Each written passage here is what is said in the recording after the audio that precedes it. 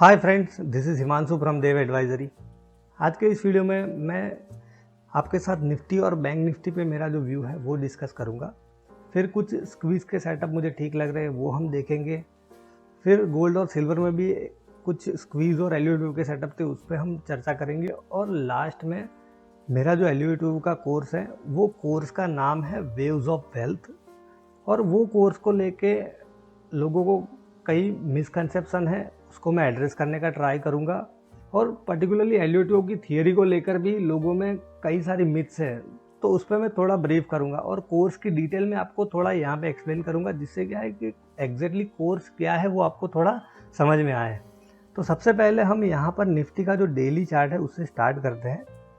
और आप देखिए कि ये जो स्विंग था 15,500 के आसपास, उसी के ऊपर अभी हम ट्रेड कर रहे हैं। प्राइस जो है 20 EMA के आसपास आई है और एक डोजी टाइप की कैंडल बनाई है और डेली में RSI 60 के ऊपर सपोर्ट लेने का ट्राई कर रही है। तो ये स्ट्रक्चर अभी भी ऐसी कोई मटेरियल वीकनेस है ही नहीं।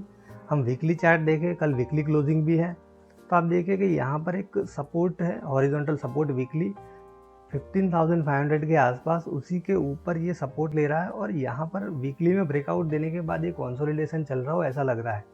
और मैंने आपको बताया था वीकली एंड मंथली RSI जो निफ्टी की है वो 60 के ऊपर है। दैट मीन्स निफ्टी जो है स्ट्रॉन्ग अप ट्रेंड में है। तो अब यहाँ पे 20 EMA के आसपास मार्केट आया है तो मे भी यहाँ से एक बाउंस पॉसिबल है, बिकॉज यहाँ पे देखिए कि हॉरिजॉन्टल सपोर्ट भी है, 20 EMA का सपोर्ट है, फिर डोजी कैंडल बनाई है तो यहाँ से एक बाउंस आ सकता है, ऐसी प्रोबेबिलिटीज मुझे लग रही है। अब हम देखते हैं बैंक निफ्टी का स्ट्रक्चर। बैंक निफ्टी में बीच में हमने डिस्कस किया था, तब मैंने बताया था कि RSI जो है वो ऑलरेडी 60 के नीचे चली गई थी। फिर हमने डिस्कस किया था कि जो 20 EMA की लाइन है उसको कंटिन्यूसली होल्ड कर रहा था, बट आज क्या है उसके नीचे क्लोजिंग दी है और RSI भी अभी देखे कि 50 के नीचे चली गई है। तो बैंक निफ्टी में एक वीकनेस बनी है ऐसा हम जरूर कह सकते हैं। बट स्टिल हम यहाँ पर देखें तो ये जो जोन है उसी के अंदर है और यहाँ पर आज कैंडल देखो आपके डोजी कैंडल बनाई है और यहाँ पर एक सपोर्ट है। दैट मीन्स कि यहाँ पर जब बैंक निफ्टी जाती है सप्लाई एग्जॉस्ट हो जाता है और यहाँ पर एक डिमांड जोन है ऐसा हम कह सकते हैं। तो एक हॉरिजॉन्टल सपोर्ट जोन है, प्राइस 50 EMA के आसपास आई है तो एक बाउंस यहाँ से भी बन सकता है शायद। और वीकली में हम देखें तो वीकली में आप देखें कि ये एक स्ट्रॉन्ग कैंडल बनाने के बाद ये कंसोलिडेशन ही चल रहा हो ऐसा लग रहा है। यहाँ पर ऐसी कोई वीकनेस यहाँ पे दिख नहीं रही है। और वीकली में हम देखें RSI जो है वो अभी जस्ट अराउंड 60 है और कल वीकली क्लोजिंग है। सो अब ऐसी हालत हो गई है कि ये जो बैंक निफ्टी के बुल्स है उनको रियली चार्ज करना ही पड़ेगा कल, बिकॉज अब क्या है कि weekly RSI they can not afford to give a close weekly RSI below 60। Weekly RSI 60 के नीचे चली जाए ऐसा क्लोजिंग देना वो प्रीफर नहीं करेंगे। तो मेरा मानना ये है कि ये जो कैंडल है वीकली उसका जो ओपन था 35,024 उसके ऊपर क्लोज देने का ये ट्राई कर सकते हैं। तो देखते हैं कल क्या है कि बुल्स को एक फॉलो अप मूव देना ही पड़ेगा ऐसा लग रहा है। Maybe they try to give a close about 20 EMA या तो 20 EMA के आसपास, बिकॉज यहाँ पर एक स्ट्रॉन्ग सपोर्ट जोन है वो आपको क्लियरली दिख ही रहा होगा यहाँ पर। अब हम कुछ स्क्वीज के सेटअप है उसको समझते हैं। पहले देखिए कल गोल्ड में भी एक 75 मिनट में स्क्वीज थी, वो पहले मैं आपको बता देता हूँ। ये चार्ट भी मैंने ट्विटर पे पोस्ट किया था। 75 मिनट में स्क्वीज थी, yellow dots, that means high compression squeeze है। और यहाँ पर देखिए कुछ स्विंग्स थे 1840 1850। जैसे ही ये मतलब एक सपोर्ट जोन था उसको ब्रेक किया, एक स्ट्रॉन्ग डायरेक्शनल मूव नीचे की तरफ आया। This is the power of squeeze. अब हम कुछ स्क्वीज के सेटअप जो मुझे ठीक लग रहे हैं उसको देखते हैं। The first is automotive axle. Automotive axle में एक हाई प्रोबेबिलिटी स्क्वीज सेटअप है ऐसा मुझे लग रहा है। यहाँ पर देखिए येलो डॉट्स है, that means high compression squeeze है। आप ये स्क्वीज का स्ट्रक्चर देख के ही आपको पता चल जाएगा। और ये जो बड़ा था काफ़ी वॉल्यूम से ऊपर गया था और फिर ये गेन को डाइजेस्ट कर रहा है और all the moving averages are positively stacked up. We have got some chops 20 EMA के आसपास जो है वो प्राइस क्या है कि सपोर्ट लेने का ट्राई कर रही है। और यहाँ पे नाइस जूसी स्क्वीज जिसको हम बोलते हैं हाई कॉम्प्रेशन स्क्वीज है और हाई प्रोबेबिलिटी ट्रेड सेटअप लग रहा है। तो यहाँ पर कुछ स्विंग्स है 1478 1450 के आसपास। तो ये रेंज ब्रेक करेगा तो एक स्ट्रॉन्ग डायरेक्शनल मूव उसमें आने की पूरी पॉसिबिलिटीज़ लग रही है। तो ये स्टॉक आप अपने ध्यान में रख सकते हो। Another setup that is looking good is the Eris life science. Eris life science का स्ट्रक्चर भी बहुत ही बुलिश लग रहा है। यहाँ पर देखिए एक हाई प्रोबेबिलिटी ट्रेड सेटअप है, येलो डॉट है, हाई कॉम्प्रेशन स्क्वीज है, ये कुछ स्विंग्स है 735 के आसपास, ये अलर्ट लगा सकते हो। और फिर क्या है कि जैसे ही क्रॉस होगा you have to enter without any hesitation. दूसरी चीज़ स्क्वीज के सेटअप का सबसे बड़ा फ़ायदा भी ये क्या है कि मार्केट जब वॉलेटाइल होते हैं और आपने कुछ अच्छे स्क्वीज के सेटअप आइडेंटिफाई करके रखे हुए होते हैं, और जब मार्केट स्टेबलाइज होते हैं या तो थोड़ी बहुत भी स्ट्रेंथ दिखाता है, तो जिसमें स्क्वीज होगी वो स्टॉक सबसे पहले फायर होंगे, उसमें आपको स्ट्रॉन्ग मोमेंटम पहले मिलेगा। So this is another benefit of squeeze setup. तो ये सब स्क्वीज कल ही फायर हो जाएगी या आने वाले 1 या 2 दिन में ही फायर हो जाएगी ऐसा मैं नहीं कह रहा हूँ, बट मार्केट थोड़े भी स्टेबलाइज हुए तो ये सेटअप में हमें एक अच्छा मूवमेंट मिल सकता है। This is the point. Another squeeze that is in SBI life. SBI life में भी एक स्क्वीज है, बट एक नॉर्मल कॉम्प्रेशन स्क्वीज है, वो फायर होने का ट्राई कर रहे हैं। यहाँ पे देखिए कि एक स्विंग है 1007 के आसपास, अगर उसको क्रॉस करेगा तो एक अच्छा मोमेंटम बन सकता है। बिकॉज देखिए कि 20 EMA के आसपास ये सपोर्ट लेने का ट्राई कर रहा है कंटिन्यूसली, और ये स्क्वीज धीरे धीरे यहाँ पे वॉलेटिलिटी एक्सपांड होने का ट्राई कर रही है। तो ये एक स्टॉक है, आप अपने ध्यान में रख सकते हो। अनदर स्टॉक वो ऑलरेडी हमने डिस्कस किया हुआ है, इंटेलेक्ट डिज़ाइन। इसमें देखिए कि सेटअप है ही, हाई कॉम्प्रेशन स्क्वीज है। ये स्टॉक क्या है कि धीरे धीरे अब ये रेंज से बाहर आने का ट्राई कर रहा है। ये स्टॉक मुझे बहुत ही स्ट्रांग लग रहा है जिस हिसाब से उसका स्क्वीज का सेटअप है। ये स्क्वीज भी जब फायर हुई, मार्केट स्टेबलाइज हुए, तो एक स्ट्रॉन्ग डायरेक्शनल मूव मिलेगा। फिर हमने एक जो डिस्कस किया था सीएंट में देखिए कि आज भी उसने 52 वीक हाई बनाया है, और ये स्क्वीज अब क्या है कि अच्छे से फायर हो रही है। तो ये स्टॉक भी आप अपने ध्यान में रख सकते हो।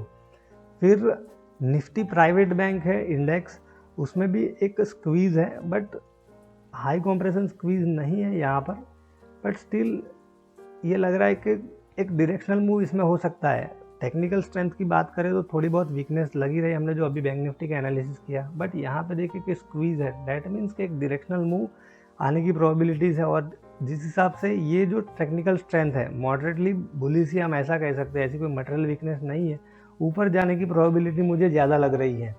फिर कल मैंने आपके साथ डिस्कस किया था हिंदुस्तान यूनिलीवर, उसमें भी अब क्या है कि धीरे धीरे मोमेंटम बढ़ रहा है। यहाँ पर देखिए कि येलो डॉट था, हाई कॉम्प्रेशन स्क्वीज, फिर नॉर्मल कॉम्प्रेशन हुई, नाउ लो कॉम्प्रेशन स्क्वीज हुई है।